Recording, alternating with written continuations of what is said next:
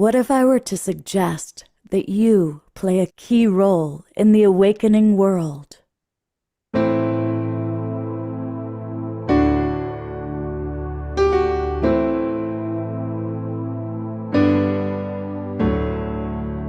that you are watching this because you have heard the call.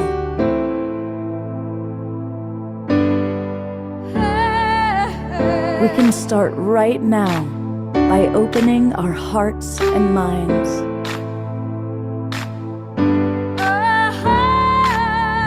Welcome to the awakening world.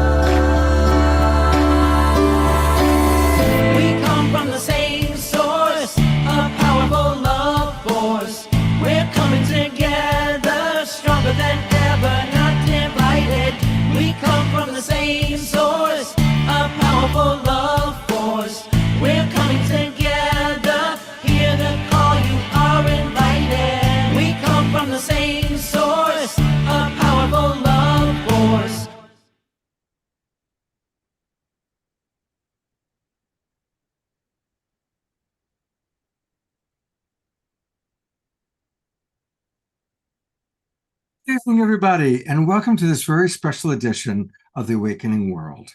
You know, we've been coming to you for 4.5 years now. We've done about 600 shows, and probably our favorite luminary is Marianne Williamson. And so we're really honored to have her with us tonight for a dynamic conversation. We're going to learn what's in Marianne's heart in this really incredible time on the planet, and this very special time as so much is going on and changing. And to kind of honor Marianne, we always combine music with our inspirational speakers, and we will hear from Oshar tonight, but there's a special video that we thought would be perfect given these times and given our love and appreciation for Marianne. So here we go. Got a perfect one?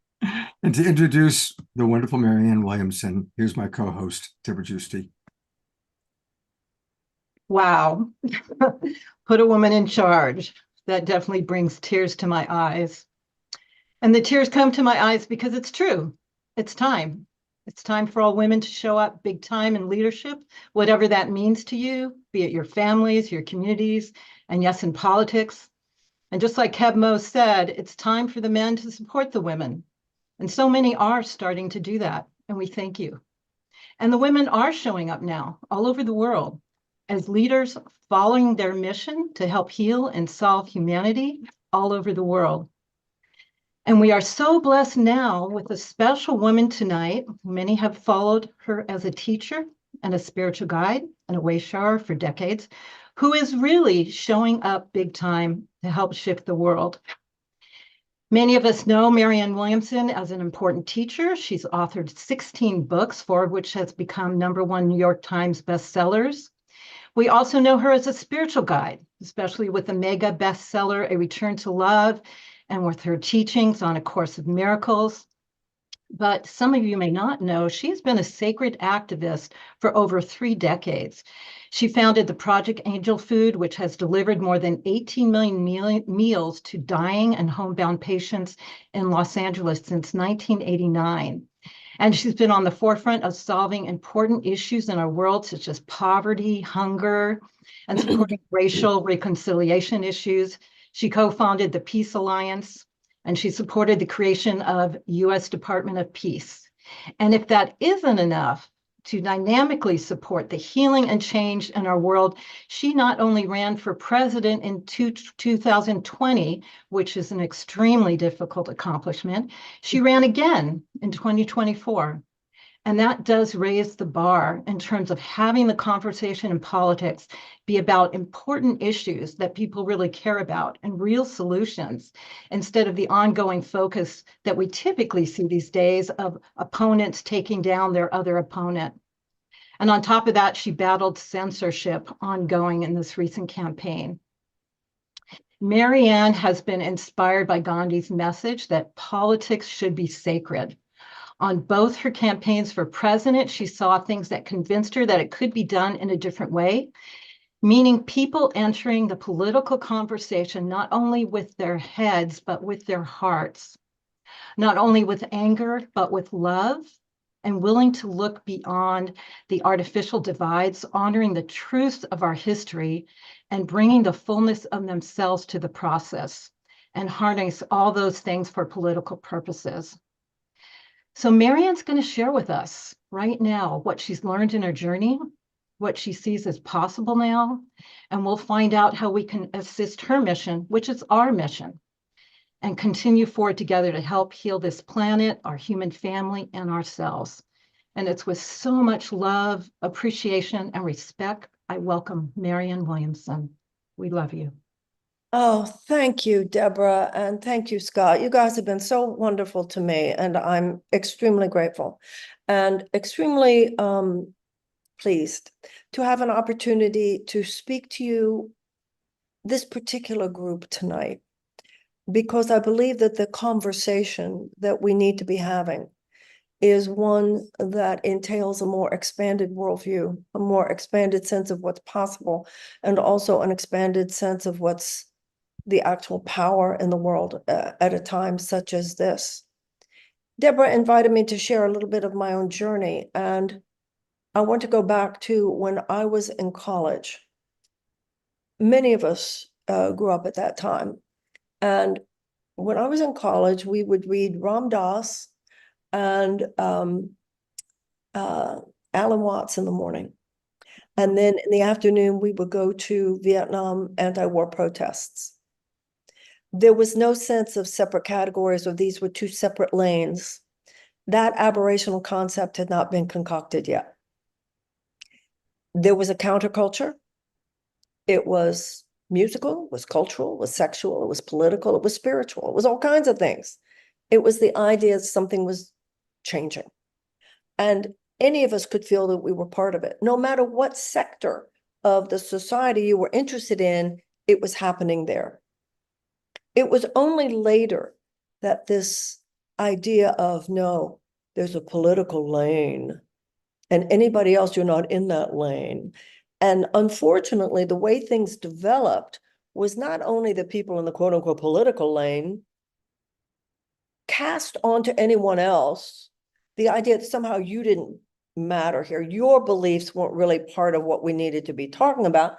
But I'm also sorry to say how many people, including in the spiritual world, bought into that. Well, we don't know about politics, and we probably need somebody who knows about politics.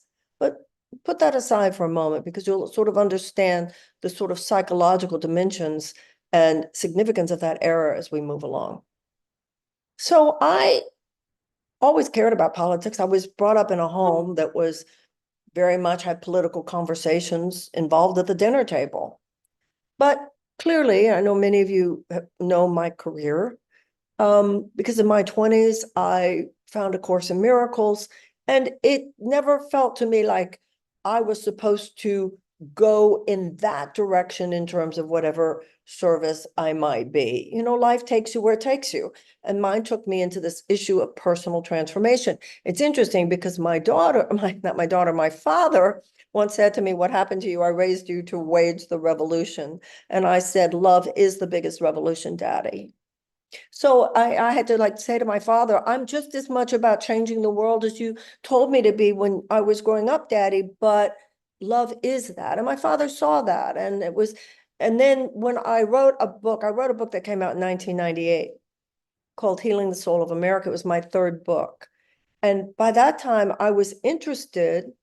I had been doing my work in the field of personal transformation, but I never lost my interest in politics.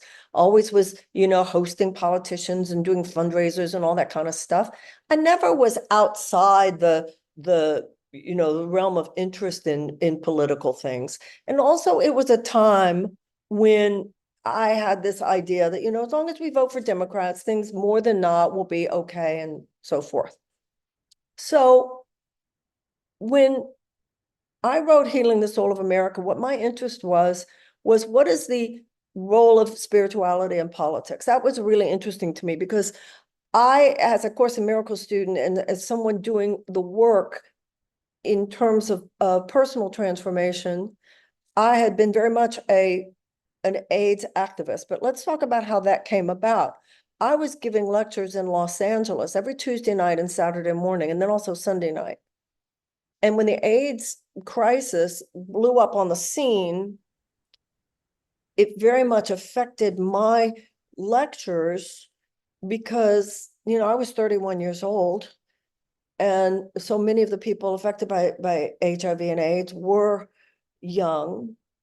And it took a long time for Western medicine to have anything to offer. Not that people weren't trying, they very definitely were. And it took a long time for the organized religious institutions to say anything. There was this eerie quiet because, as we know, so much homophobia and so forth. So I always saw, like it was Deborah mentioned that I founded Project Angel Food. I thought, well, how can we gather on Tuesday nights and Saturday mornings and talk about love when there are people in this room who are dying and are scared and whose family members are dying? I mean, we've got to respond to this. So I became involved in an issue where I saw that there was a larger collective transformational issue here that went beyond that of the individual. When I started writing Healing the Soul of America, I started, because like I said, I wanted to talk about spirituality and American history and politics. It was just where my heart was. And the more I studied, the more I realized, Marianne, this is not a wheel that needs to be invented or reinvented. It's already there. And I started reading about Gandhi and Gandhi's philosophy of political nonviolence, which in many ways he said was influenced by Thoreau, was influenced by the American Transcendentalists, was influenced by the Quakers, the American Quakers. The Quaker belief is the idea that there is an inner light within every man, woman, and child. And what Gandhi then said was that this inner light within every man, woman, and child was not only the key to healing our personal relationships, but it was the key to healing our economic, social, and political relationships as well. And so the philosophy of nonviolence is very much about the who we are, as it is about what we do. And he said the end is inherent in the means, which totally goes along with everything any of us know spiritually, that everything you do is influenced by the consciousness with which you do it. So, as Martin Luther King would say later about Gandhi, that he was the first person in human history to take the ethic of love and turn it and move it beyond personal interaction to turn it into a large-scale social force for good. And with that, not the two biggest revolutions in the 20th century did occur, both the Gandhi leading the movement to get the British out of India, the Indian independence movement. And then Martin Luther King had gone to India. He studied the principles of nonviolence. He brought them back to the United States for application to the civil rights movement in the 1960s. So when I wrote my book in 1998, and that book is called Healing the Soul of America, and I was very excited about it. I've always been a little bit of American history nerd.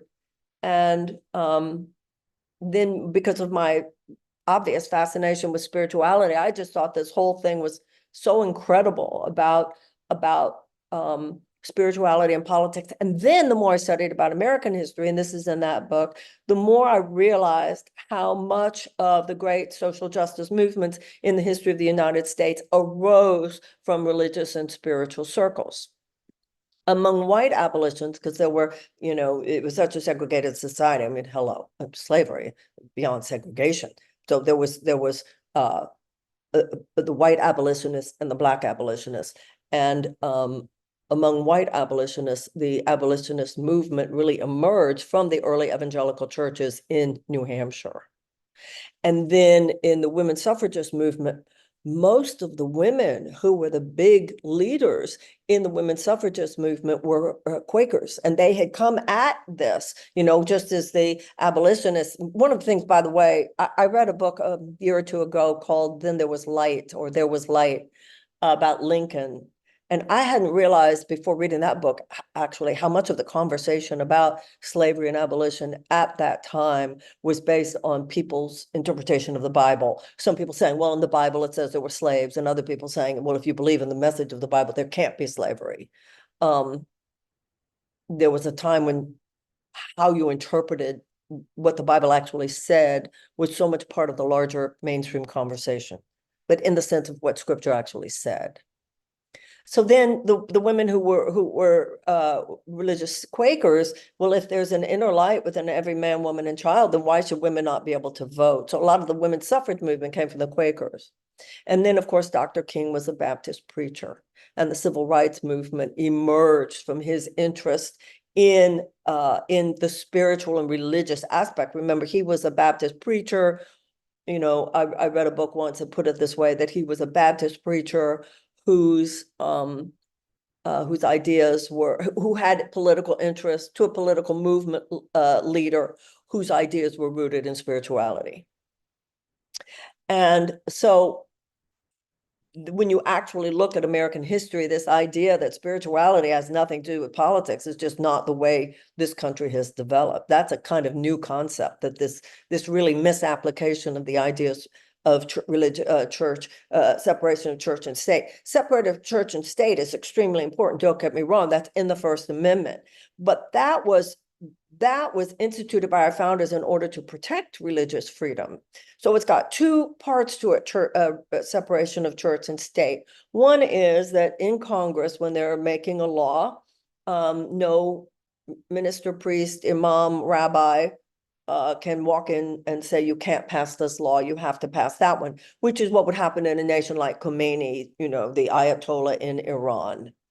But it also means that none of us are going to be at a church, an ashram, a monastery, a synagogue, a mosque, an AA meeting, or an atheist meeting, which is interesting because religious freedom not only means that you can worship how you want, but also whether or not you want. You're not going to have a policeman come in and say, break it up because you're not on the list. So that's extremely important. But once again, it protects the religious conversation. It was never meant to suppress it. It was never meant to suppress it. And the founders made that clear. So I was fascinated by all this, and my book came out in 1998. So I was, you know, for the 3 years before that, I was working on that book. But then in my own career, which had begun in the early 80s, I began to see something. Around the late 90s, you know, when the AIDS crisis happened, there was a sense in the lives of the people who had AIDS, who I met through the Course in Miracles groups that we did and so forth. But there was also a sense in the country that the crisis was the exception and not the rule in people's lives. And so out of that experience, I began to have a lot of encounters with the people going through the darkest times in their lives, whether it was somebody who had been diagnosed with a terrible disease, or there had been a death of a loved one, or whatever it was. And so I was very up close and personal with many people in their darkest hours. And I think it started when I moved to Detroit. But towards the late 1990s, around the year 2000, moving into the early 2000s, I started to see something that was very disturbing to me. And that was how many people I encountered who were going through crises, but the crisis was not the exception. The crisis was the rule. The crisis wasn't just that someone had been diagnosed with cancer. The crisis was also that they had no health insurance. The crisis wasn't just that someone couldn't find a job, it's that they could find a job, but they couldn't make a living. They couldn't feed their children on just one job. And I began to realize that the way the system operated was the bad public policy was creating so much pain and suffering in people's lives. And then the idea was clergy, psychotherapists, and so forth were supposed to what? Comfort people and help them be resilient and help them through miracle mindedness overcome these unnecessarily cruel systems. And I knew people in politics and I had supported politicians, but the closer I got, the more I realized, you people aren't going to change this. And I would say things like, you know, guys, there are 1 in 4 Americans living with, medical debt, and, people can't afford their medicine, and people can't afford their operations. You guys really should do something. And politicians, and I had some experiences with the highest of the high. I've been there. And they'd say, oh yeah, you're right. And just help us get reelected and we'll do it differently. And yeah, maybe you could help us raise some money so we can win. And I began to see the game for what it is. That there was something systemically so wrong, and that the way politics had developed, it was a machine that seemed to guarantee that there would be a permanent underclass in the United States, and that we would continue with so many of the things that were causing a lot of suffering to a lot of people, both here and around the world. And that was when I began to sense that my path was to run for office. I remember feeling almost my feelings were hurt when people would say, oh, she left the Course in Miracles, she's not doing that work anymore. I was like, what? Because I want to talk a little bit about what the Course in Miracles says. The Course in Miracles says that God has a plan for the healing of the world. It's called the plan for the teachers of God. And that you are sent, everybody is assigned, just like the cells of the body are assigned. You to the pancreas, you to the lungs, you to the abdomen or whatever, in order to collaborate with other cells to heal to work together to heal or to maintain the functioning of the organ or the organism of which they're part. And so from a Course in Miracles perspective, you go into the arts, you go into healing, you go into business, you go into science. All of our relationships, all of our circumstances are assignments, and that where we can be most helpful is where we are sent. And also when my career began, there were only a few of us, and now there are so many.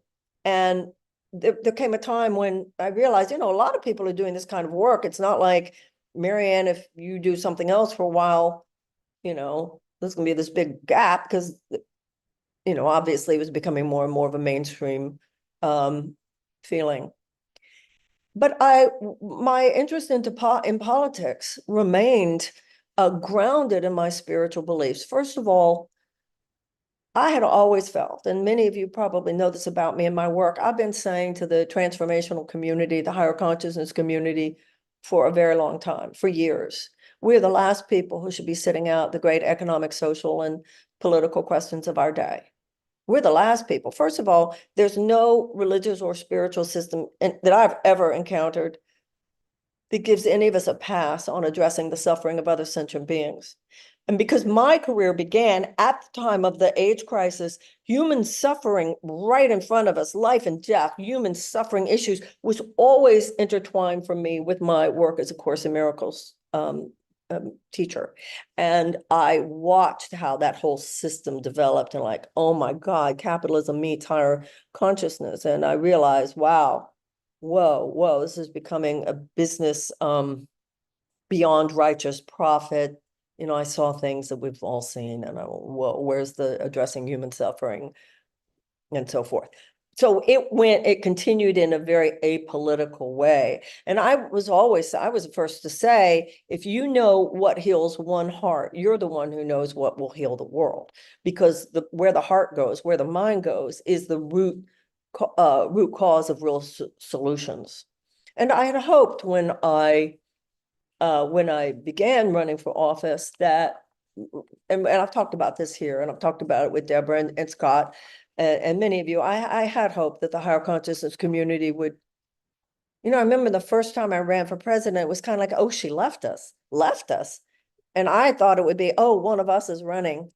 In some ways it didn't go down that way. And I don't know how much of it is that I didn't discuss spirituality enough. There's so many questions, and I think that's true to some extent, actually, because I think that I was overcompensating with, no, I'm serious and I have serious ideas, but people didn't really want to hear my serious ideas anyway. So what happened in many cases is that when I ran in 2020, I was on CNN, I was on MSNBC. I was a minor candidate, so I think the exposure they gave me was adequate. I had no complaints about that. And they gave me a CNN town hall. But in 2024, it was very different. They saw me coming, and clearly someone made a get rid of her very quickly. And I was blacklisted, and I was not ever on CNN. People who were lower than me in the polls in the Republican Party were given CNN town halls.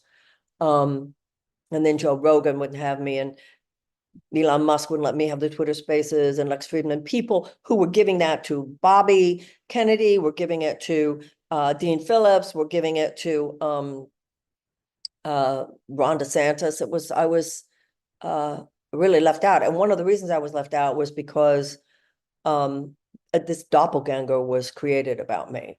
Woo-woo, crystal lady, kind of the worst stereotypical mischaracterization of our community. I mean, at the office, it's funny because Kamala Harris says the stories about her at the office are actually worse than mine.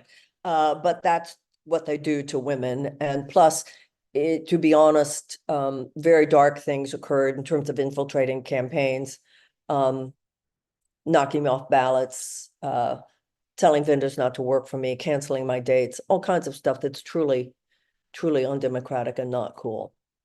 But I stayed in. I tried because I felt that I was speaking, to me, when you say 68,000 people in the richest country in the world, 68,000 people a year should not be dying of lack of health care, and 18 million people should not be unable to pay for the prescriptions that their doctors give them. And, over 1 million people should not be rationing their insulin. And 1 in 4 Americans, 1 in 4 Americans carry medical debt. But 39% of Americans report that they regularly skip meals in order to pay their rent. And people are selling their blood plasma in order to pay their rent. This, to me, does not come from traditional political conviction. Those, to me, are moral issues.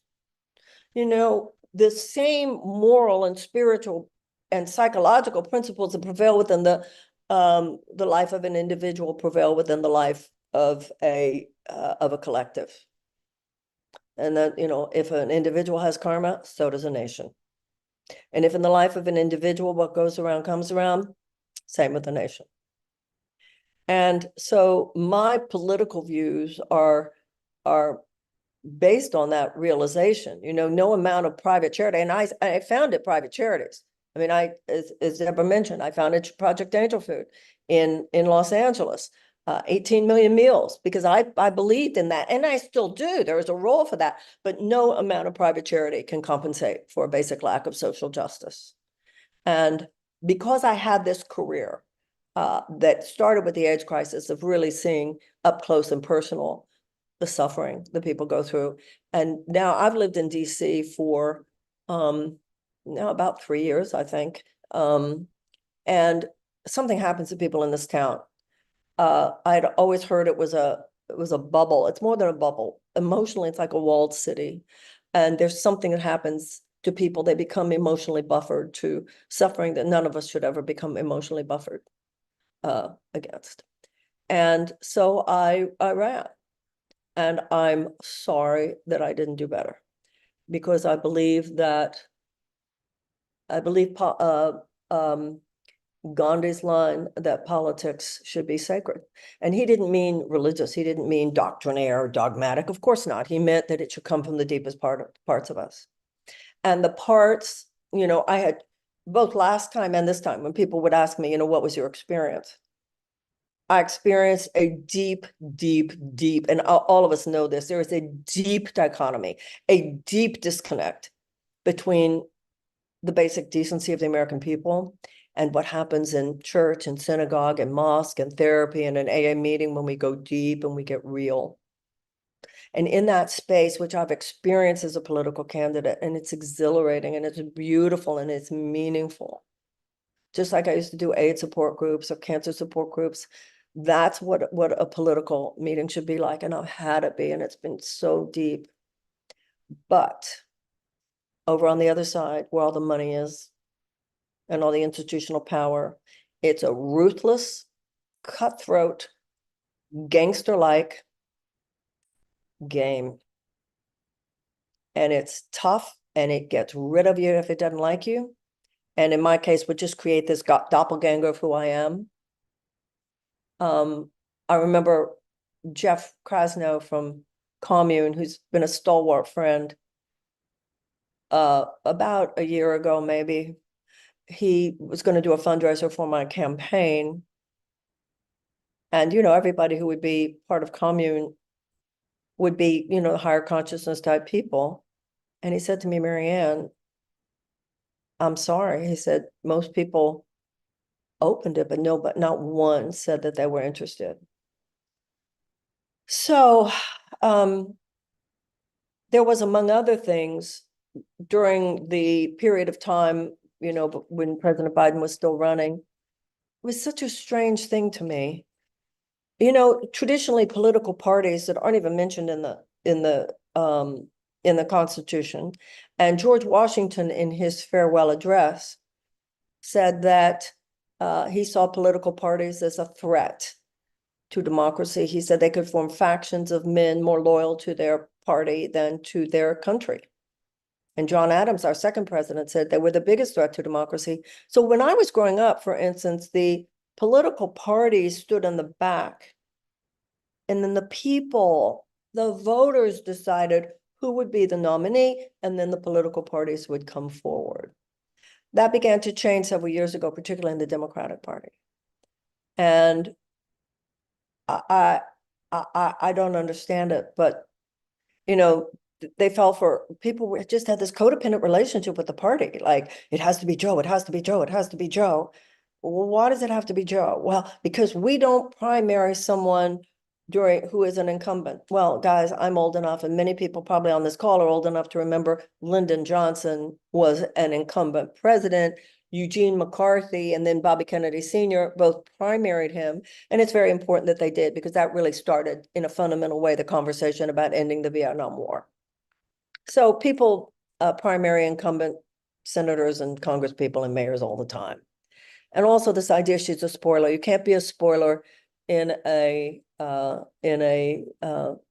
primary. I was never a third party candidate. I was always running as a Democrat, because I have a nostalgia for the Democratic Party I grew up with. I'm like many people who are Republicans saying, what happened to the party I grew up with? Many Democrats, what happened to the party I grew up with? So this doppelganger was created. It's amazing in the age of social media. She's woo-woo, she's crazy. She's not even a nice person. And I couldn't compete with the doppelganger. And also, the Course in Miracles says, you have to take 100% responsibility for your experience. And if you won't do that, then you can't change it. That's the price you pay. And I know in my counseling, people would say, well, it was 90% somebody else's fault when something happened. And I would always say, well, let's talk about the 10% of it that was yours. So I take full responsibility. People were not fair to me. There was no doubt about that. And it's a mean world out there. Something's in this culture today. However, if I had been, there's a lot, and I think any losing candidate lives with the woulda, shoulda, couldas. If I had been smarter here, if I had been savvier there, then perhaps I could have overridden the kind of incredible institutional forces that were arrayed against me. However, even though and I did take it all the way to the end, in my first three, in the first three races, which were Nevada, South Carolina, and New Hampshire, I did very poorly. Many reasons we don't have to go into. I mean, I can answer any questions you want, and so I got out, and then I realized, because that's kind of what you do in traditional politics. Then I realized, no, this conversation needs to continue. So I got back in. And then got 500,000 votes in the primary, which, when you realize that I was never on CNN, I was never on MSNBC. And among the Democratic electorate, if you're not on CNN and you're not on MSNBC, then they don't even know you exist. And then I would be called a message candidate and just things that were really quite something. But, and then when it got to the end of that, the primaries, and President Biden had won those delegates, and it was time to leave, to give the stage to him. He had won those delegates. And then when, after that debate, I got back in because I felt strongly the thing should be opened up, and I still do. And I think it's unfortunate that it wasn't. There could have been a blitz primary. It could have been an open convention. I think it would have been very exciting, actually. But that was just so clamped down, quite amazingly so. And so there was no point. And, you know, I've always stood for fundamental change, but I've never done this to be a chaos agent or a political bomb thrower. And so it was time. And when the ballots, you had to put in your name the other day, but it's all the way the whole thing went down. It's really quite amazing the way that works. So I felt, and that's why I ran, and I still feel that the system, our economic and political system at this point, works in such a way as to guarantee the inevitability of unnecessary suffering among millions of Americans in a way that is absolutely shattering, not only to their lives, but to democracy itself. And because of the undue influence of money on our system, the short-term profit maximization for huge entities, corporate entities, actually comes before the safety, the health, the well-being of the American people, the planet, and people around the world. Basically, we have a system of corporate tyranny. You know, for those of us who are in the higher consciousness community, that includes a lot of people who are therapists and so forth, telling the truth, you know, people say, what's my qualification? My qualification is to see what's really going on here, to be willing to say it. And I did, and I feel good about that. Just like when you point out to a friend you're dating a sociopath, our system is sociopathic. A sociopath does not care.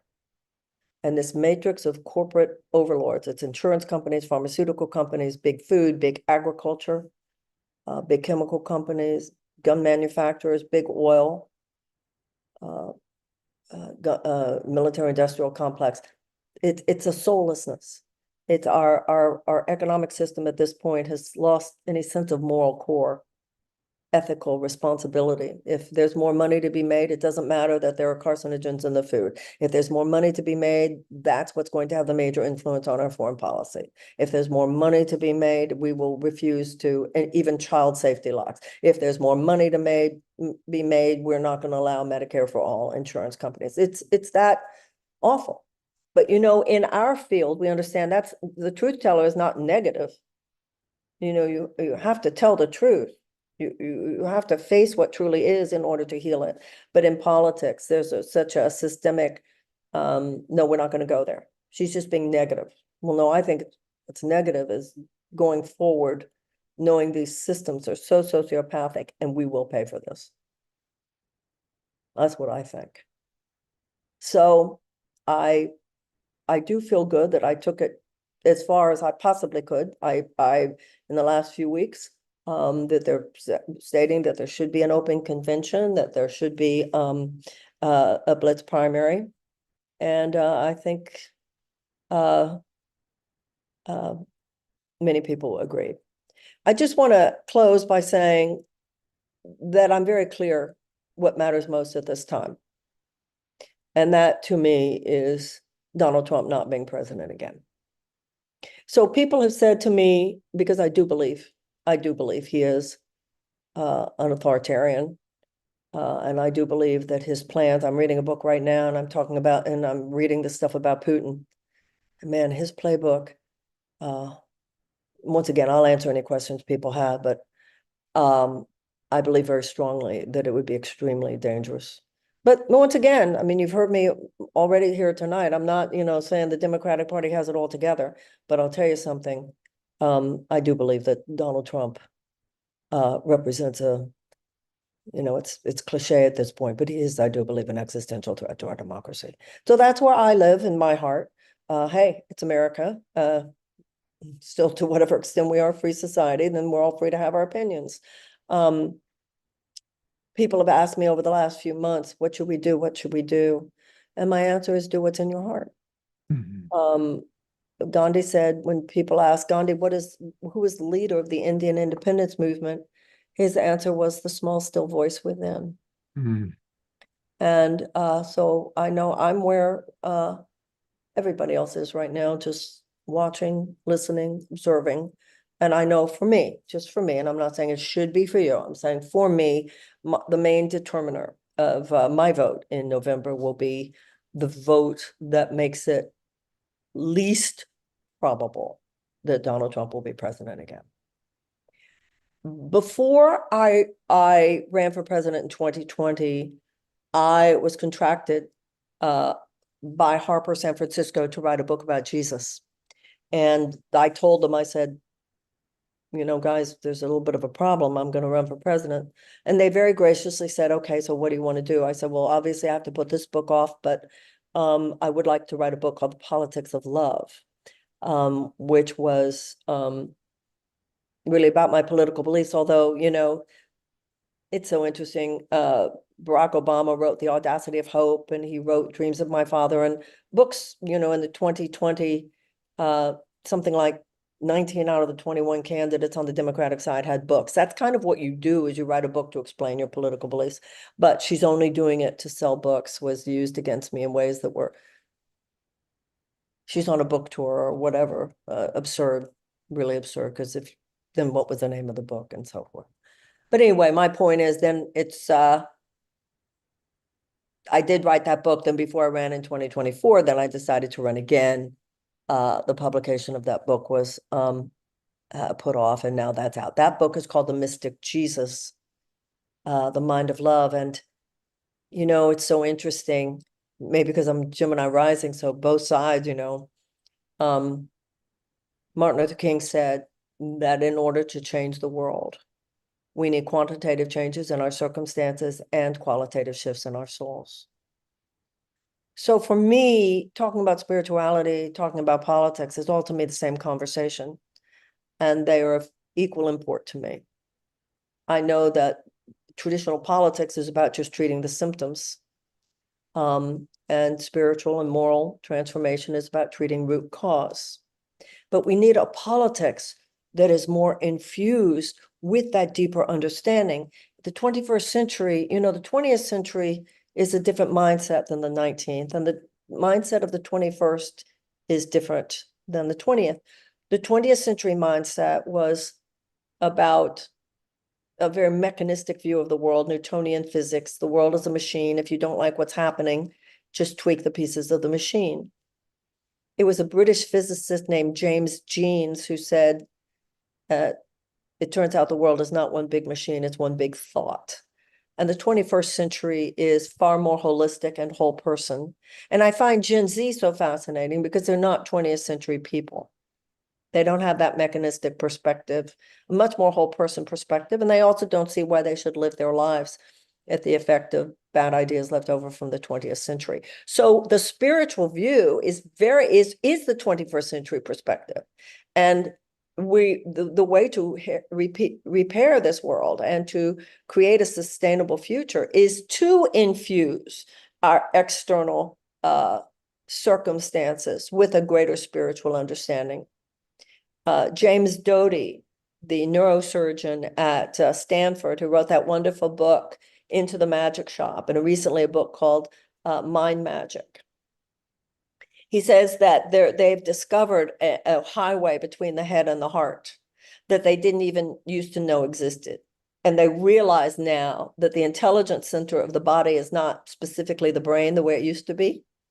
They realize now there's a partnership between the brain and the heart that is the intelligence center of the body. And I think what we're talking about here is to realize that the partnership between the mind and the heart is the intelligence center of a society too. If a child is hungry, you feed the child. If a child needs to be educated, you educate the child, and you don't listen to some economist talking from a place that has no soul or ethical responsibility to it to determine what it is you're going to do. The one last thing I want to change to conclude my remarks with is a lot of people in America today, particularly on the right, only want to talk about what America has done right and have no listening for looking at what we've done wrong. But a lot of people on the left only want to talk about what we've done wrong and have no listening for what we've done right. And I think they both missed the mark big time. In 1776, 56 very brave men signed the Declaration of Independence. And I say that they were brave because if the British had won the war, they would have all been executed as traitors against the King of England. And with the signing, they infused the founding of a nation in a way that had never been done before, with the most extraordinary principles, enlightened concepts, that all men are created equal, that all men have inalienable rights given by their creator for life and liberty and the pursuit of happiness. That governments are instituted to secure those rights, and that if the government's not doing it, it's the right of the people to alter it or to abolish it. Obviously, we've never fully actualized those principles, but at our best, we've tried and struggled, and many have sacrificed and many have died so that we would. We answered slavery with abolition. Our ancestors answered the institutionalized suppression of women with the women's suffragist movement, answered the Gilded Age with the establishment of organized labor, answered segregation with the civil rights movement.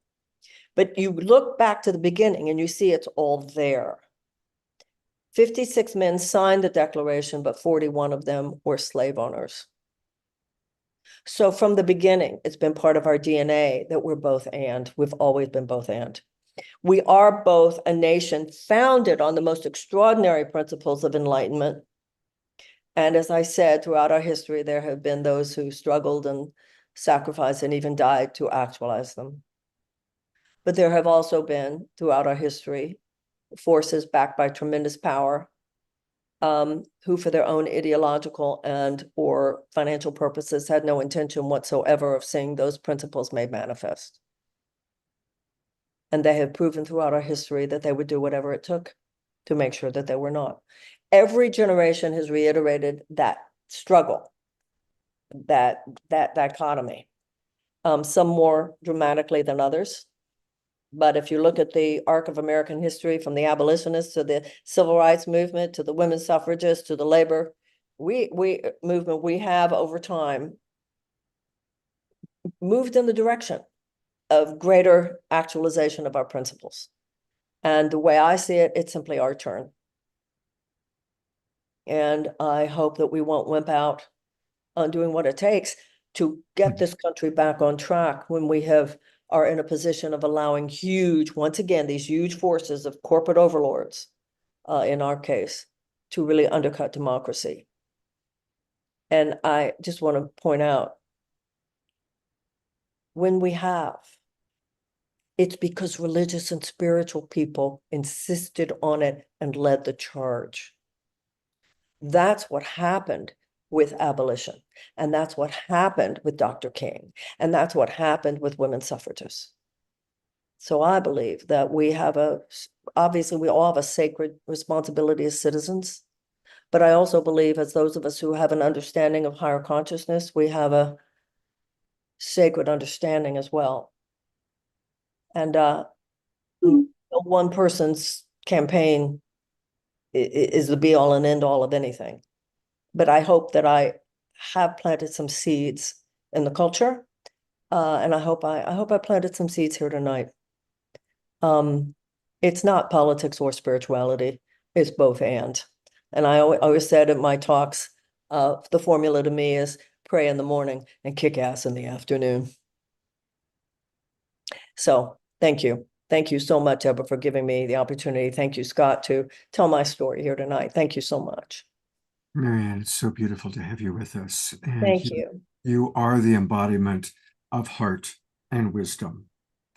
And you are the embodiment of mixing this very high vibe that we want with our spiritual beliefs into that dark world that most of us avoid, sadly, like the plague. And so your courage is extraordinary. And I Thank hope you you. have a chance to read all the messages coming to you in the chat box. I'll send it to you. The way we're handling questions, everybody, is put your questions into the chat box. Deborah and I are going to cull them and try and choose those questions that are most applicable to the group. And we're going to start with our other co-host, Tangela, asking you a question, Marianne. And Marianne, thank you so much for your bravery and your courage. And I just want to really honor you for not just planting the seeds, but really opening the consciousness, opening up the political consciousness in our country. Because like you said, DC, you found DC to be this emotionally walled city.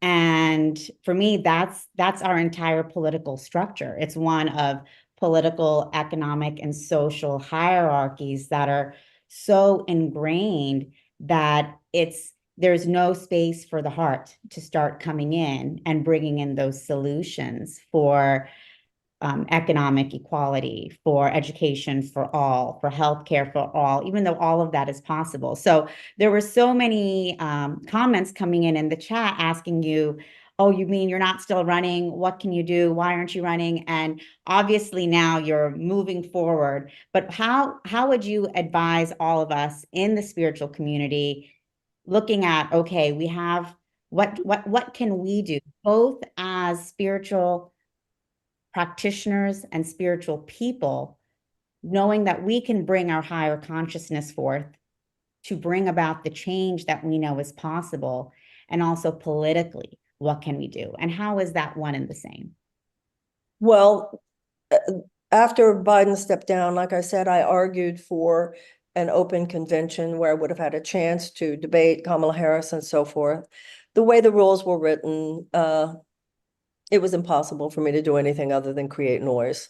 And that is why I didn't get on this ballot for this next session. What I would say to all of you who hear me, most of you have heard me before. I will not be running again because I'm 72 years old. Next time somebody does, show up. I know to those of you who did, I'm very, very grateful. But showing up means really showing up. When you look at how many millions of Americans read the kinds of books that we all read, we have numbers. We could have made a huge difference, actually. Next time somebody does this, show up, volunteer, raise real money. We're a corner of the society. We spend our money on our conferences. We spend our money on books. We spend our money on tapes. You have to get really serious. I have to tell you, I do feel, and this is my tribe, but I feel that over the last few decades, we've actually contributed to the kind of infantilization of Americans. It's all about me and I'm a victim and all that stuff that's kept us from showing up for this moment. We have to be very mature people. So no time for men to be boys or women to be girls. We need political and gravitas. And so when you say, what can we do? Next time someone is running who speaks from a place of what you feel is genuine connection and authenticity along this line, show up. Because I'll tell you, this community could have done it. Does that make sense? Yeah. And I think it's important for us all to take a moment and just take a breath into that, because it's painful. As you say that, I feel tears and my heart hurts, because you're right. We didn't support you enough. We didn't show up enough. So I think it's important for us all to take a breath and remember what you just said. For the next one who has the courage to run, we have got to support that person at a much higher level. It's all part of a process, of we heal one aha at a time. I have a question for you. By the way, I have Gemini rising also. So does Kamala Harris, I read today, interestingly enough. Oh, that's interesting. Mhm. My question is rooted in a couple of the things that you said today that also impacted me. And I guess I'm really kind of focusing on the shadow side right now. You know, you talked about the DC world being emotionally buffered, that we're living in a system of corporate tyranny. It's a sociopathic system. And I think most of us sadly know that. When you spoke of America's karma, what do you believe is our current our karma? And how can we turn that around? The last 50 years have been an aberrational chapter in our history where we have allowed short-term profit maximization for huge corporate entities to replace democracy and humanitarian values as our operational bottom line. You know, America was never perfect, obviously, but there was a sense, you know, as I always feel like when I was growing up, we weren't all good, but there was still a sense that we were supposed to try. Over the last 50 years, there's been a huge $50 trillion transfer of wealth from the bottom 90% of Americans to the top. Also, you're talking about the Vietnam War. You're talking about the disasters in Afghanistan and Iraq. It's, I never felt, we have at least a 10-year, probably a 20-year period before us that it would take to truly correct this country. We're like a big ship headed for the iceberg. And you can't quickly turn around a big ship. I felt as president, I could help get the process started. I didn't feel that I could turn the ship around, but that I could help us get around the bend. Then you hand it over to a younger generation to take it from there. But it's going to take fundamental reform. And we've got to grow up. We've got to stop thinking tweaking things a little here, tweaking things a little there is going to fix it. It's like with an alcoholic, no, you have to stop drinking. You can't drink less. You're gonna have to stop drinking. And what it's going to take, in my mind, is a serious fundamental economic U-turn and going back to an age where there were proper guardrails on corporate behavior. And those guardrails are being stripped away more and more and more and more. And this soulless mentality that has formed a malevolent strain of capitalism. A strain of capitalism where a corporation's fiduciary responsibility to its stockholders is more important than any sense of moral responsibility to any other stakeholders, to workers, to their safety, to the planet, to the community. It's cold. It's soulless. First thing we have to do is recognize it. And then stop it. So much money, since Citizens United, so much money is it has this undue influence on Washington. It's turned Washington into a system of legalized bribery. By the way, some wonderful people here. It's not like there aren't wonderful people in Washington, because there are. And there are people who are trying to do the good work. No differently than anywhere else. We're talking about systems, not individuals. And once you say in any area of life, I'm available, then the ways to do that will be shown you. Also, some of the worst stuff right now, the ground zero is at state capitals. I always said throughout my campaign, at every campaign stop, I'd say, I'm not a traditional politician saying, let me go to Washington and fight for you. I'm saying, I want to go to Washington and co-create with you a new chapter of American history. Because what I'm going to be dealing with in Washington, you're dealing with in your own state capital and in your own city. Whether it's polluters or real estate interests or whatever it is. If you say with any area of life, you know, in the Course in Miracles, it says you wake up every morning and you ask, where would you have me go? What would you have me do? What would you have me say, and to whom? Something happens when you just open your heart and make yourself available. You're going to notice articles in the paper you hadn't noticed before. You're going to respond. You're going to hear that there's a city council meeting, which 6 months ago, the last thing you were going to do on Thursday night is go to a city council meeting. You're going to feel like, no, I'm going to go. I'm going to go. And I'm going to take a friend with me and say, let's go to a city council meeting. Like, what, a city council meeting? Yeah, we're going to city council meeting. And we're going to be mature, responsible people. And if they're talking about doing something that destroys the planet or destroys the chances of a child to get ahead, we are going to say something. And no matter what it is, whether it has to do with peace, whether it has to do with children, whether it has to do with the drug war, which was a big issue of mine, dismantling the drug war. When I was in college, we had 300,000 people incarcerated in the United States. Today we have 2.3 million. And almost half of all federal offenders are nonviolent drug offenders. I mean, it's so immoral. The suffering that is a product of the way our system operates. And if we don't say anything, don't expect it to change. And the system will not disrupt itself. That's why I ran. The system's not going to disrupt itself. And if we, JFK said, those who make peaceful revolution impossible make violent revolution inevitable. If somebody doesn't stand up and say, we've really got to turn the ship around, but we have to do it wisely and we have to do it responsibly, then America's karma, as you said, is such that as Jefferson said, I tremble for my country. But it's no different than in our personal lives. You can atone for your mistakes, you can make amends, and you can change. It takes work. And if you don't, there's the line in the Course, there's a limit beyond which the Son of God cannot miscreate.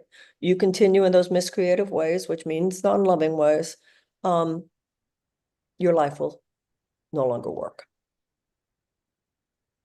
And we're magical thinking, it's interesting because most of us have enough sophistication about drugs and alcohol at this point that we know, if you abuse them too much and you're an addict, the physical continuance of your body is not guaranteed. And we need to get out of our magical thinking because the continuance of a democracy is not guaranteed either. Thank you, Marianne. Thank you. I'd like to have us all vision you actually winning and sitting there. Well, there's kind of no path at the moment. Oh, no. What I'm saying is just put us there. And what are the things that you could have done? And what are the things that we should look for in the president that we want to actually make change? So what did you see in all the systems that actually the position of president could make those changes that we should look for in the next president or our president to come? Well, we have three co-equal branches of government. We have a president. We do not have a king or a queen, even though the Supreme Court has come up with this horrifying decision to give immunity from criminal prosecution to anything the president does that is considered, he or she considers an official act, which is just horrifying. It completely blasts open even the ideal of no man above the law, and really sets the stage for a dictator in this country. Horrible. The president could say to Scott and Deborah, we don't think that this love tribe stuff is good. It's really, truly terrible with what could happen, and that's not nothing. However, the point in terms of what you asked me is, I would say at all my campaign events, the president does not have a magic wand. We don't want a president to have a magic wand. So when you're running for president, you're not saying this is what I want and all of this could happen in 6 months or even in 4 years or even in 8 years, because it's always going to matter who controls Congress. It's always going to matter who's in the Supreme Court. But I would wish to see someone who is at least elucidating, at least articulating fundamental systemic change in this country. That is what I would like to see. Someone who's being truly honest with the American people about the actual outlines of the way we're functioning and developing in terms of both domestic and foreign policy. But it's difficult right now because, and I want to be careful with what I say, because even though that is what I wish to see, for me, you've got to have perspective. And the biggest job of all is that Donald Trump not be president again. Mhm. Everybody has to look to their own heart. I mean, I'm not saying how other people, quote unquote, should see that. My own vote will be guided not by the things you just said, but by someone who at least is not an outright neo-fascist. And there's a lot of questions here about RFK, Bobby Kennedy. Have you listened to him, and what do you think I about like Bobby. He is my friend. Once again, the issue of President Trump and political probabilities, but I'm not much of what I talked about was very much interfacing with what Bobby talked about. Bobby and I both talk about corporate capture of these agencies. He and I are very aligned on that. We're different on Israel and we're different on Ukraine. But once again, everybody has to read up on these issues and make these decisions for yourself. We have a question from Amanda Waring asking you about the Department of Peace, where things stand, and if you want us to support a bill through Congress to create a Department of Peace. No matter who the president is, guys, people say, can we still establish a Department of Peace? That's why you need a president who wants one. Hello.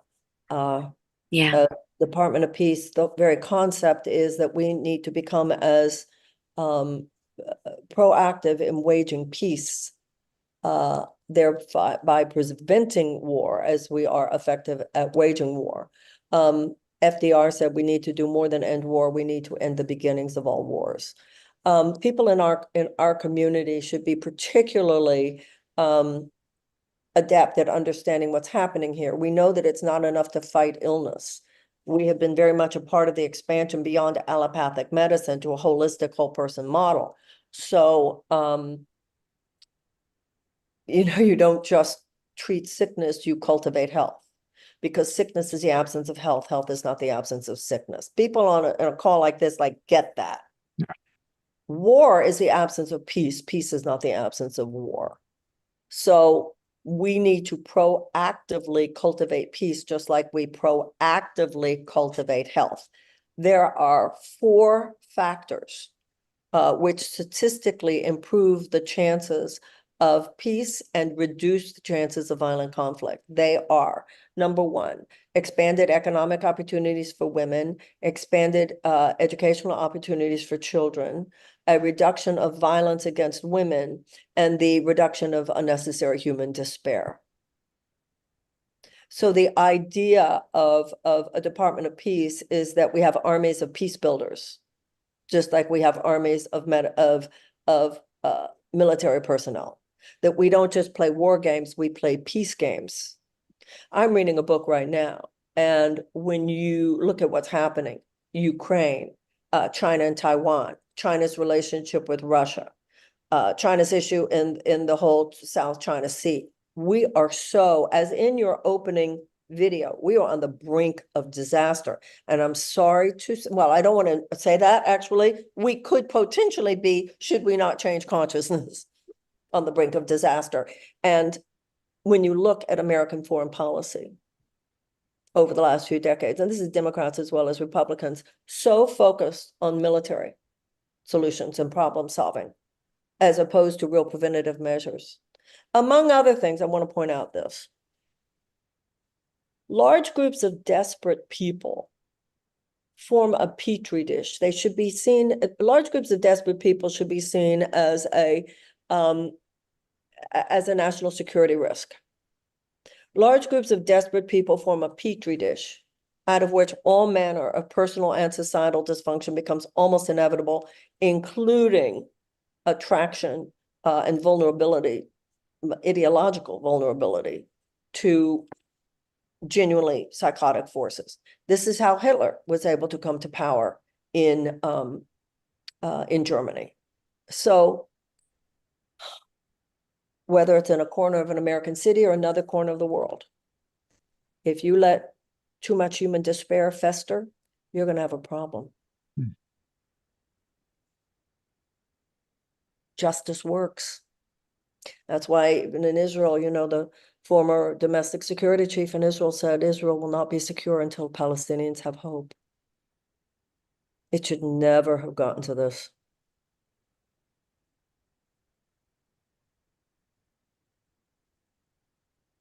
So, Marianne, yeah. what do you think about, what can you tell us about Project 2025? And do you Project believe they 2025 is really very, very dangerous. And this is why, for me, stopping Trump is so important, including one of the things in Project 2025 that has me most morally outraged is this notion of mass deportations. And they actually had at the Republican convention signs that said mass deportations now. So let's talk about what we're talking about here. First of all, I want to go back to the whole idea of what's happening at the southern border. It used to be a vast, vast majority of the people trying to come through the southern border were from Latin American countries. Now, not so much, not even 30%, but still 30% is a huge amount. The two main categories of reasons why people are seeking to immigrate from Latin American countries are, number one, because of dire poverty. And number two, because of people trying to escape the horrifying violence perpetrated by the drug cartels. In both those situations, America's fingerprints are on the problem. We help to destabilize so many of these economies, and we should be willing to help restabilize now. Everything I'm talking about here is treating root cause. You can't just treat the symptom at the border. You have to treat root cause.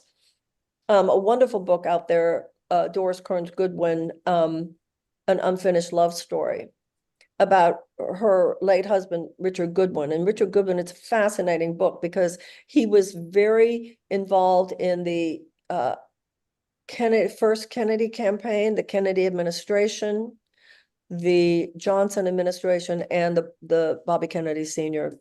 Campaign. And he was a great proponent of what JFK then called the Alliance for Progress in Latin America, where they basically proposed a Marshall Plan for Latin America. And JFK began with a bit of $1 billion, which in the early 60s would have been the equivalent today of many billions.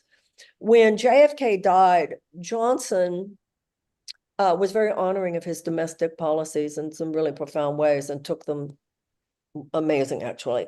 But internationally, obviously, Vietnam War, et cetera, was not what we would have wished, to say the least. What he did on the issue of the Alliance for Progress, his idea of helping Latin America, he just wanted someone, he ended that and he brought in someone to whom good Latin American policy would mean Latin America available for, you know, just economic exploitation and economic imperialism by huge American corporations. So we should be willing to restabilize economies that we help destabilize. In terms of the drug cartels, one of the reasons I believe that we should dismantle America's drug war, in addition to what I said before about dismantling the prison industrial complex, is how much the drug cartels prey on the black market in America. If we had decriminalization, ultimately legalization, then you could have regulation of drugs. We could get on top of fentanyl more effectively, by the way, and also how many of our own gun manufacturers are selling these guns that then the drug cartels are using. By the way, you have to tell me, what was the question that got me to that? What was the last question? 2025? Oh, yeah. So, okay. So as a consequence, we have all these people at the border and immigrating into this country. We have over 10 million undocumented people, immigrants in the United States. They don't wish to be undocumented. Our immigration policies force them to live in the shadows. 80% of those people have lived here for many years. They have families, they have children, they run businesses, they are contributors to the US economy. Mass deportations, I'm a Jew. When you say mass deportation to a Jew, it chills up your spine. We know what it is to have a whole group of people told, meet us at the train station. It won't be boxcars, It would be planes, trains, buses. How are you going to have mass deportations? Trump says he's going to do it using the military or local law enforcement. Right now we have ICE raids, but this will be so far beyond ICE raids.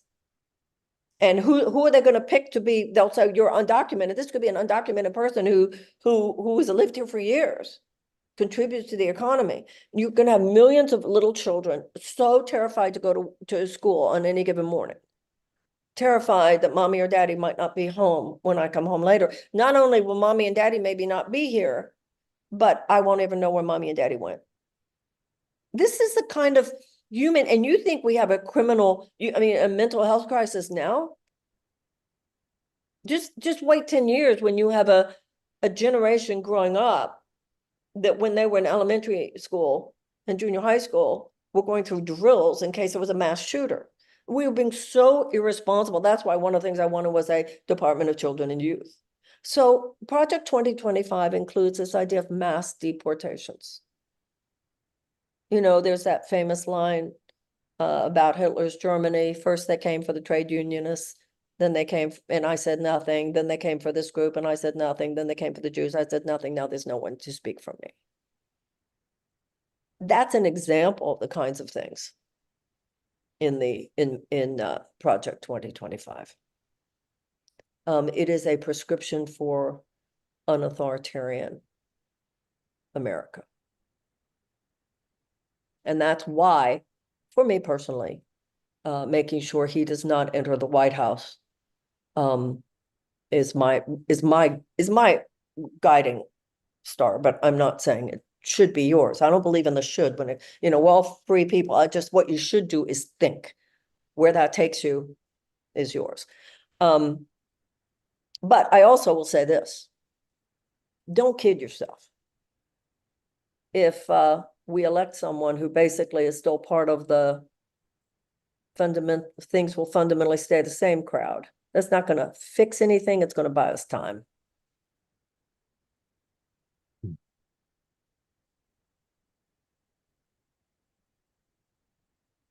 Thanks, Marianne, for all of this. And I think there's so much frustration coming in also from our community and just at large, because we are in this dual party system. So what are the possibilities for us to actually be creating something new? Obviously not for this election. Obviously it's not going to happen overnight, and it's not for this election. But I'm sorry. What can we do to really start creating a multi-party system, transform the electoral college, do things to expand our system where we can bring in more voices? Well, if we had a parliamentarian system, it would be different.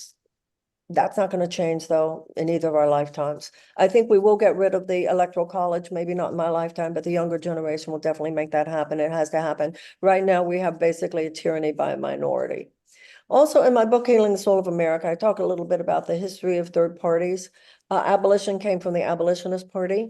Women's suffrage came from the Women's Party. Social Security, everybody came from the Socialist Party. So third party voices were extremely important. Back in the 1960s, the Democrats and the Republicans formed a very unholy alliance, taking over the presidential debates and so forth, making it very, very difficult for third parties. You see this happening right now, what's happening with Bobby, what's happening with Jill. I don't know really where that sits with Cornell, but I know Jill and Bobby both have very legitimate complaints about how they're being treated. I understand how, I understand. And America needs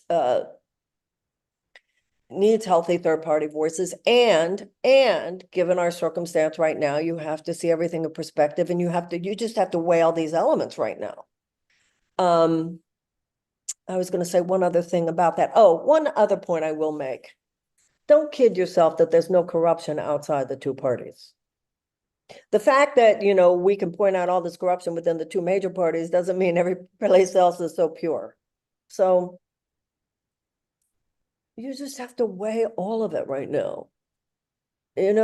Life is not black and white. And I think also the American temperament is uncomfortable with having to hold a juxtaposition of what can appear to be contradictory truths. In our personal lives, once again, this is where our tribe comes in. We understand that concept when it comes to our personal healing. The American character is very good with a to-do list. Just tell me what to do. And this is a moment where you're just going to have to rethink everything. Like, I'll tell you what happened to me the other day. You have to love Donald Trump. You have to love the people who infiltrated your campaign. You have to love the DNC. You have to love Melania. You have to love Eric Jr. You have to love Laura and Donald Jr. You have to love Kamala Harris. You have to love all of them. All of them. You have to love all of them. And then you'll know what to, then you'll see. So the spiritual work is a large part of it as well. That whatever it is we need to discern cannot be discerned in the absence of infinite compassion for everyone.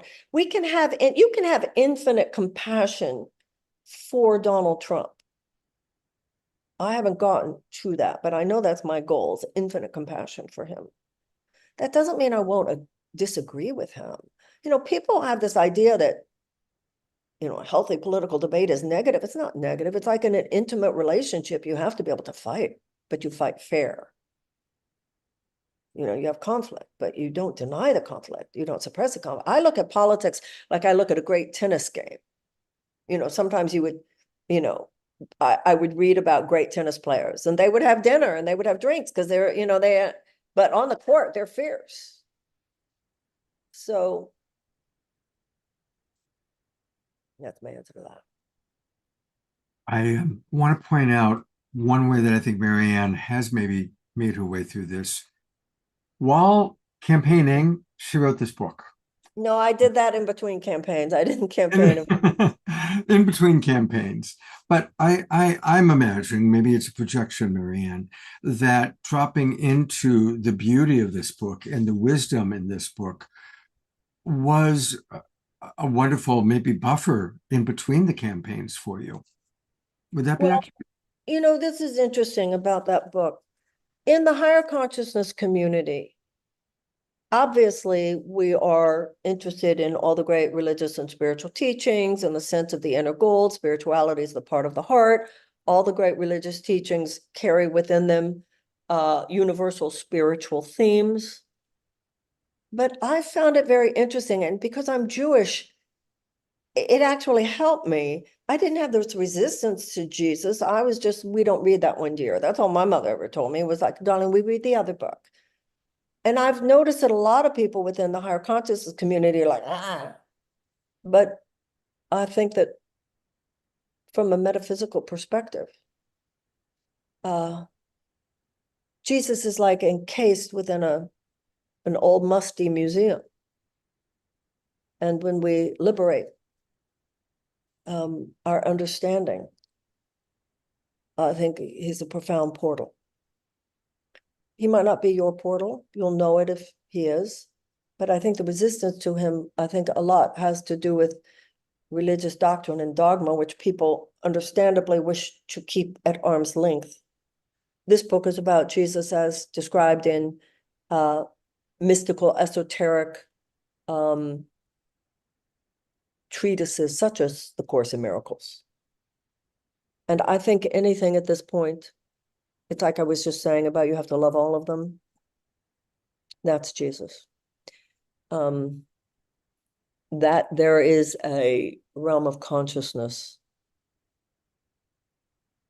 a leap, an evolutionary leap of consciousness, which is the only portal to repair and sustainability. Jesus is not the only way. There's nothing in the Course in Miracles that claim Jesus is the only way, but he is a way. And I hope that people who read that book find some insight and illumination. That would certainly be my hope. And it's written with all my heart. And when you say Jesus, I assume you're referencing the Christ consciousness, the Christ consciousness that's available to all of us. Yeah, we don't have to pussyfoot around it. There was a historical man named Jesus. However, the Jesus that this book is about is not the man that was, but the spirit that is. Yeah. He said, of course, prove that I did not die in vain by showing that I did not die. And that the manger is our own heart at any moment. We open ourselves to unconditional love. But it's not easy. Discipline and disciple come from the same root. It's like when I said my own stuff the other day, you have to love all of them, and then we'll talk. I get that. I know that we're not going to get to everybody's questions, but there was a lovely one here. Two-part question, Marianne. What keeps you up at night? And what can we, as your global peace tribe, do to love and support you so that you can sleep better at night? Well, first of all, I sleep well, thank you. There were certainly times during this campaign when I didn't. It was very painful and very brutal. I can't tell you what it's like to wake up every morning to lies and insults and attacks, and betrayals and abandonment. I went through some stuff. Let me tell you, quite a challenge. So there were certainly many sleepless nights. At this point, I've worked through so much, and it's been going on for so long, and we're at the denouement. I'm at peace. The only thing that keeps me up at night that probably everybody here needs to know, the thing that keeps me up at night is when my phone is in the bedroom. It's a radical difference, the quality of my sleep. Many of you, I'm sure, already know that. And if you don't already know that, put the phone in the other room, and it's amazing. It's kind of amazing and scary amazing. But, you know, Muhammad Ali, somebody quoted Muhammad Ali to me. If the mission is right, the odds don't matter. And as painful as it was at times, I sleep. I mean, we all have some nights that, oh, I couldn't sleep last night, but I'm at peace. I made mistakes. If only I'd been smarter here, if only I'd been savvier there. People were not fair to me, there's no doubt about it. But if I had done my part better, I might have been able to overcome more of that. But my intention never wavered. My heart's why I was there never wavered. And there are many people who were part of this campaign, particularly as volunteers, about whom that is very true as well. And I do believe we planted seeds. I do believe that. And so my heart's at peace with all that. I know what we didn't achieve, but I also feel good about some things we did achieve. And that gives me a good night's sleep.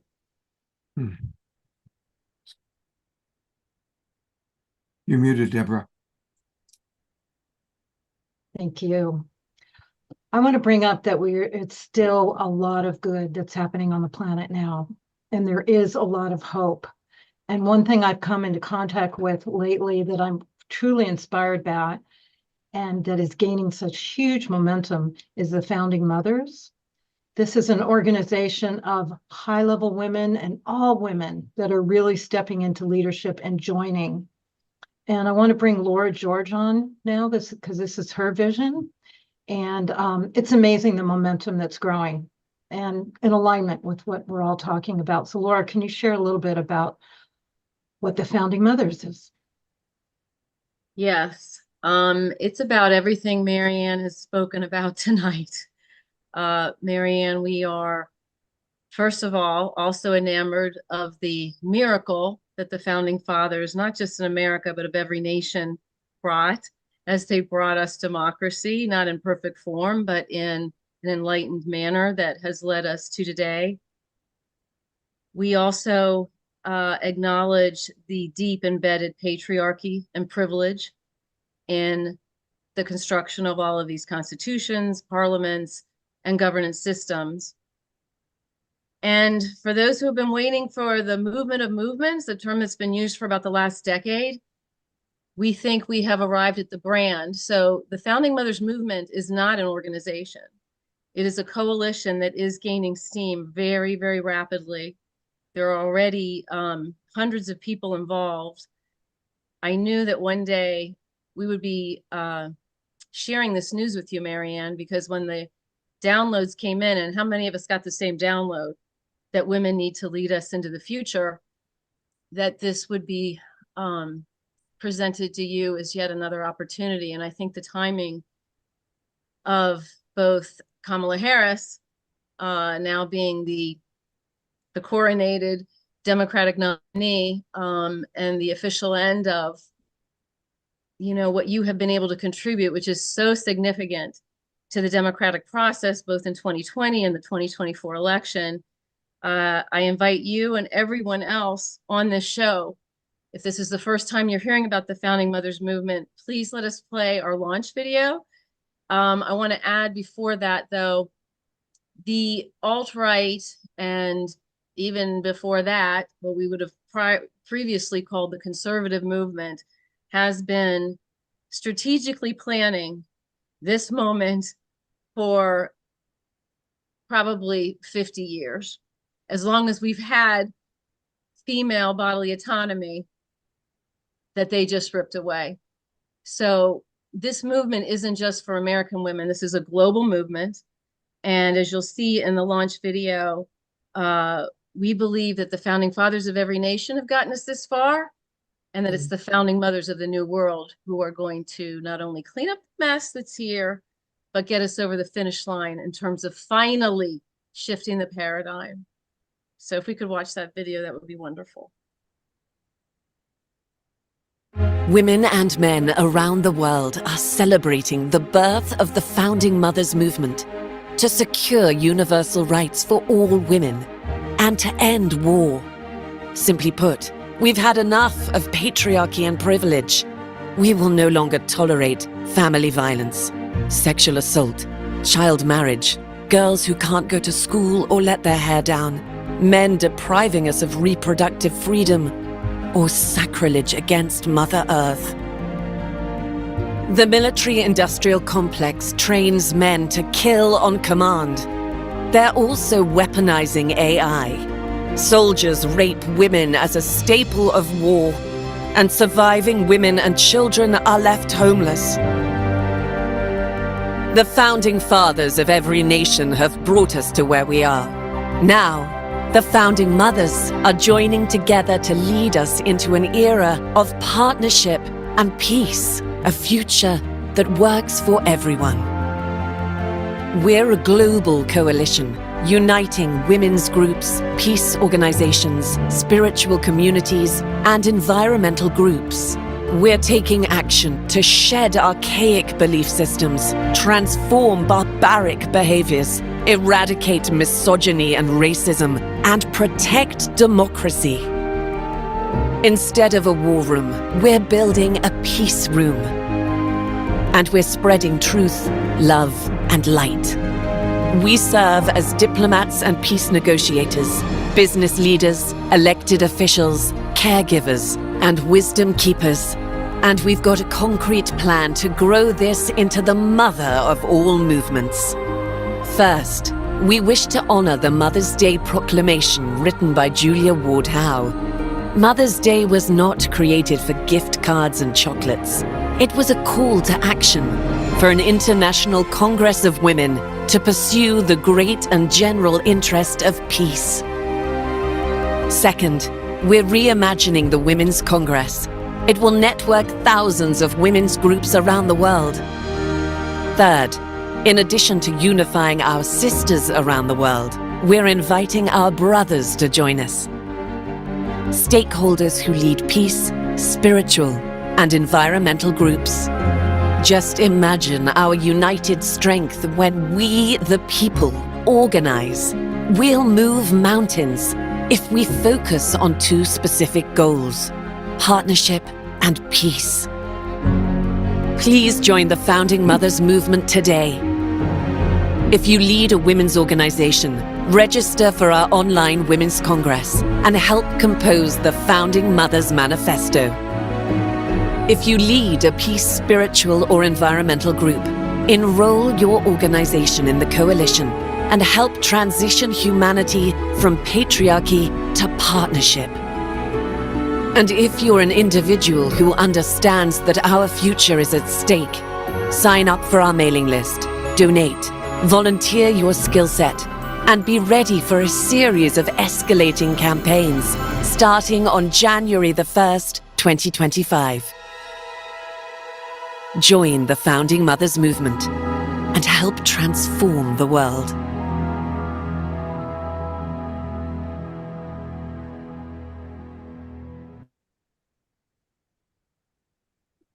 So this was frankly a huge response to Project 2025. We've been planning this for about 9 months now. Pretty appropriate given it was just born officially on July 5th, the day after Independence Day here. And Marianne, you'll appreciate that this was started as a project of the evolutionary leaders. It was a collaboratory of the female evolutionary leaders, and we all made proposals. And when the Founding Mothers brand was presented, we all went, oh yeah. I mean, we've been polling people, women from age 18 to 80, and I have yet to have one of them say anything other than I want to be a founding mother of the new world. We've also test marketed this brand with men, and it is a clear winner. So it is both a strategic plan, which we haven't seen really in the 21st century. We've seen global movements, but they tend to be either spontaneous or poorly planned. This whole notion of leaderless movements, or even the more popular term leaderful, doesn't work either. Occupy is a really good example.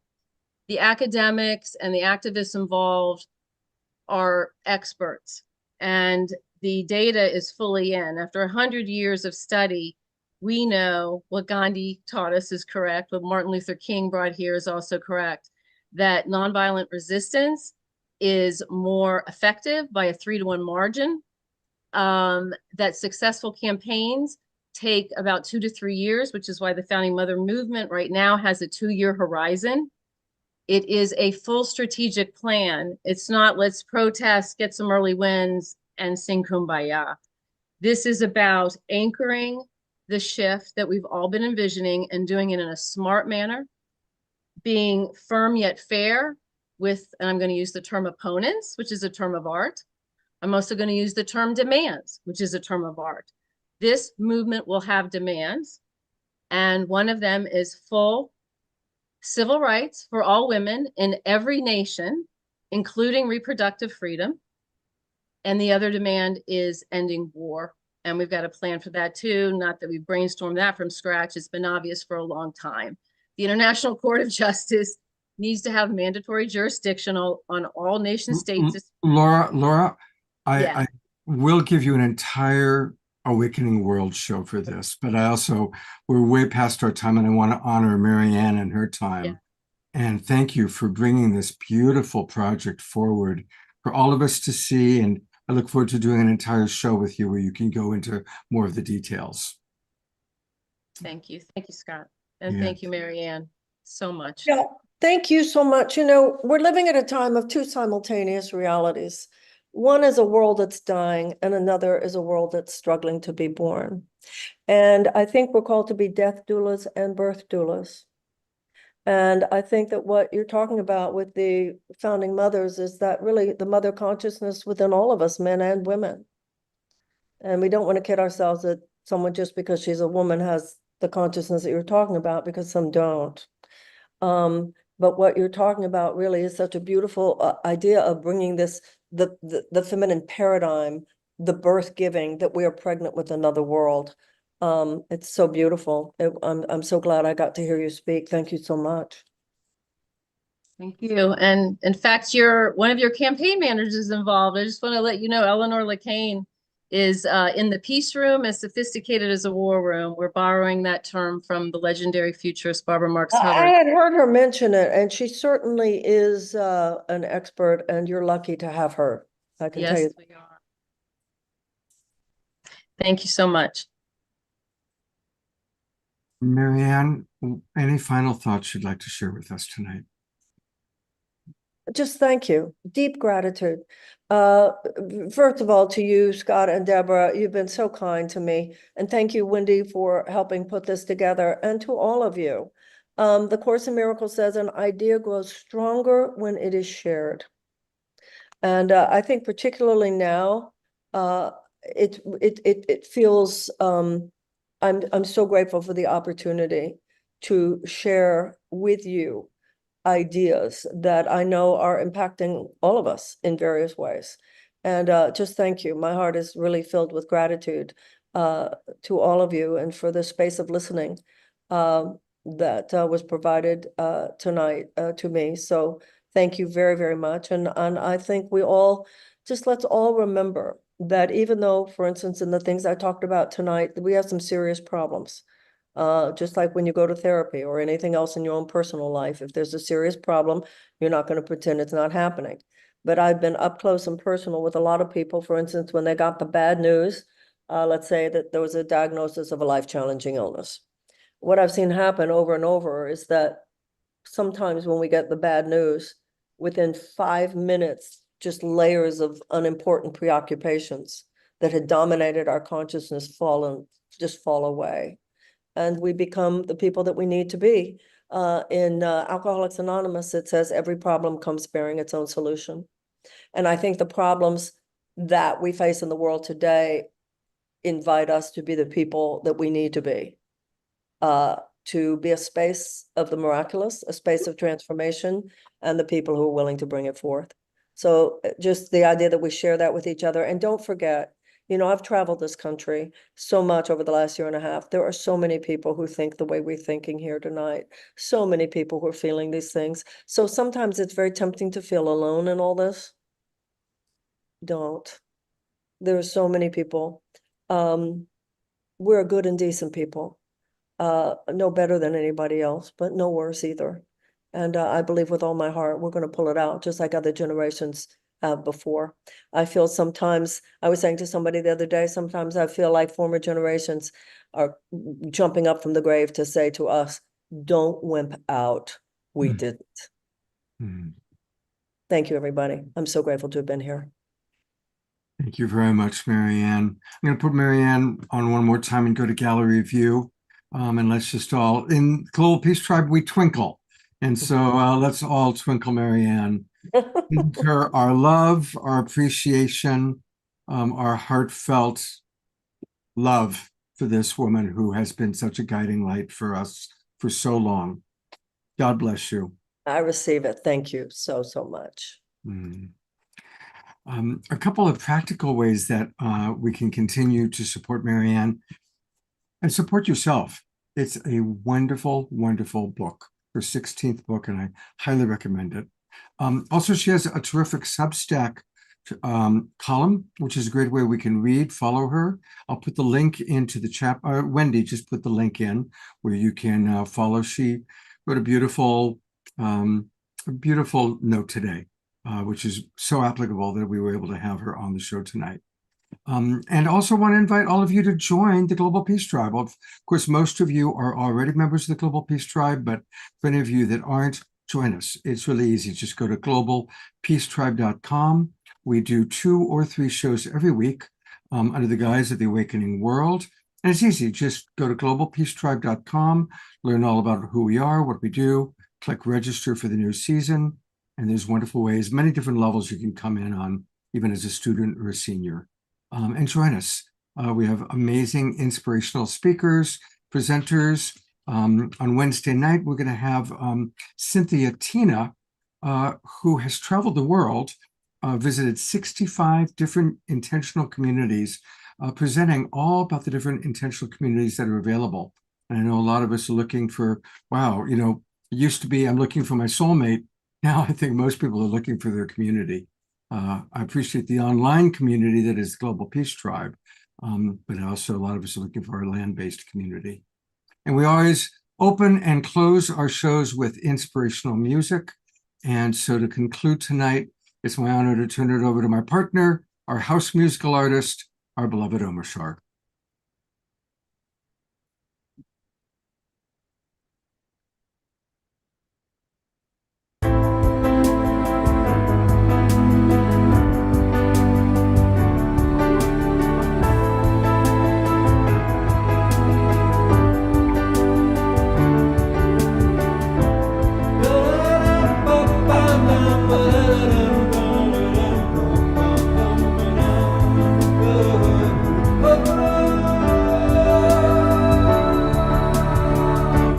Now we recognize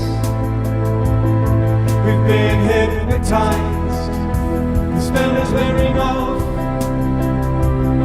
and so now we rise with higher frequencies. There is no disguise.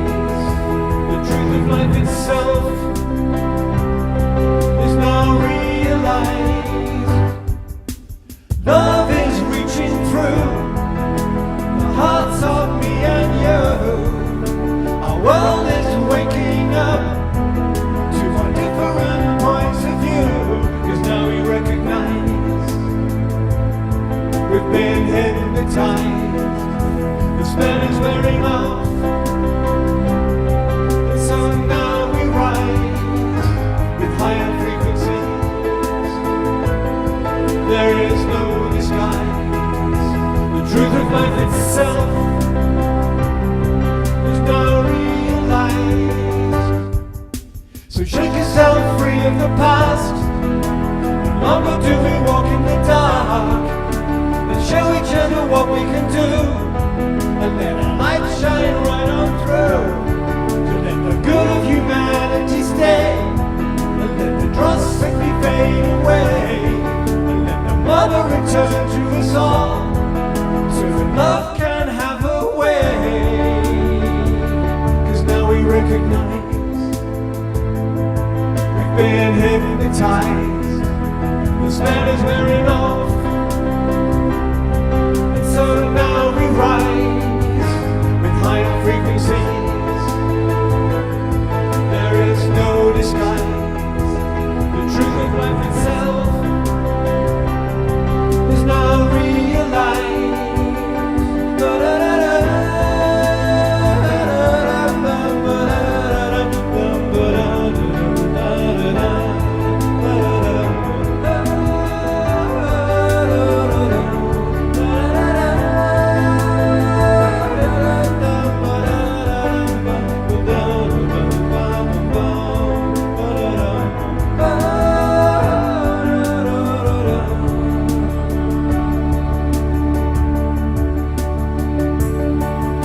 So shake yourself free of the past.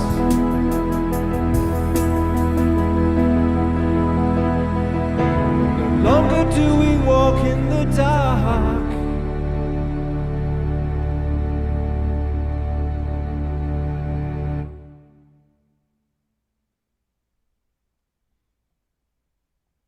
Thank you, Omar Shar. Thank you, Marianne. Thank you, beautiful Global Peace Tribe. Look forward to seeing you on our next show on Wednesday night. Good night, and God bless us all. God bless you.